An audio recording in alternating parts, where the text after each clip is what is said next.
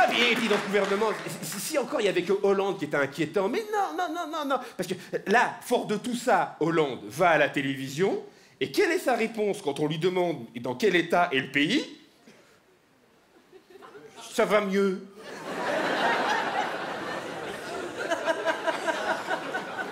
Non mais t'es sérieux là? Si, ça va mieux. Le pays va beaucoup mieux. Mais t'es fou. Même les poubelles, elles sont plus ramassées. Mais qu'est-ce que tu fais quoi? Ça va mieux.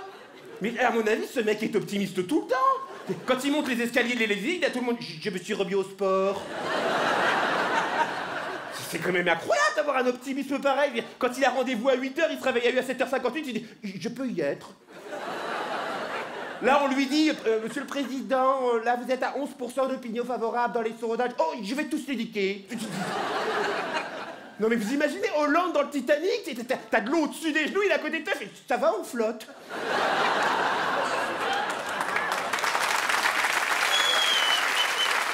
C'est complètement faux. Non, mais c'est incroyable, pourquoi dire ça? Manuel Valls aussi, Manuel Valls, extrêmement inquiétant. Il est tout le temps comme ça.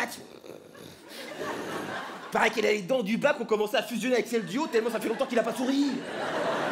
C'est incroyable. Il s'est embrouillé depuis qu'il est ministre avec tout le monde. Il s'est pris la tête avec Dieudonné, Christiane Taubira, Emmanuel Macron, maintenant Philippe Martinez de la CGT. Il y a des mouches à merde qui recherchent moins la merde que Manuel Valls.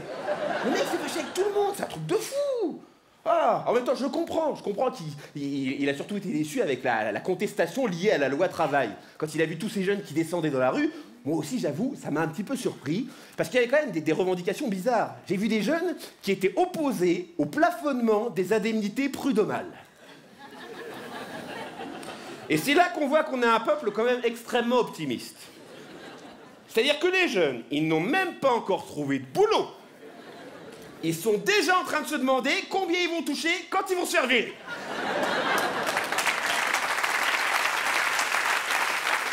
Ah mais... C'est bien, hein, en France, on voit pas le verre à moitié plein ou à moitié vide, on voit pas le verre. Hein, voilà. Alors, il y a aussi Myriam El Khomri. Alors, elle, j'ai beaucoup de mal à en vouloir à cette femme, parce que je peux pas m'empêcher de me dire que cette femme, quand on lui a téléphoné pour devenir ministre du Travail, elle a dû fêter ça. Non mais vous imaginez, elle a dû voir ses copines comme ça boire des mojitos en disant « Oh, c'est super, je suis devenue ministre, j'ai réussi ma vie !» Mais vous imaginez, maintenant, tout le monde connaît la loi El Khomri.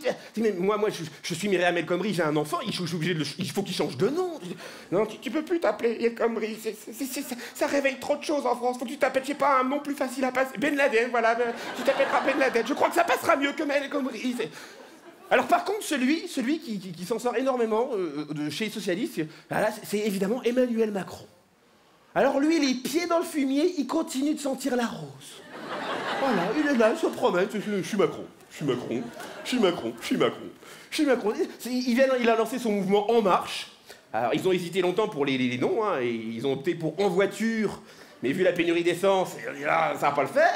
Ensuite, ils ont voulu appeler ça Exa Saute, mais dans une France en état d'urgence, ça envoyait un mauvais signal. Donc ils ont dit En Marche. En Marche, c'est bien, tu vois. Ça fait campagne de prévention contre l'obésité, tu vois. Je marche, je mange mes 5 fruits et légumes. Et quand tu lui demandes si c'est un parti de droite ou de gauche, il dit non, ça n'est ni de droite ni de gauche, c'est au-dessus des partis. Emmanuel, il l'évite. Tu vois, il marche au-dessus, Oh, il regarde Manuel et François en bas fait non, je ne vois pas le monde comme vous en quinquennat, non. Je le vois en décennies, en siècles. J'ai une vision macronscopique.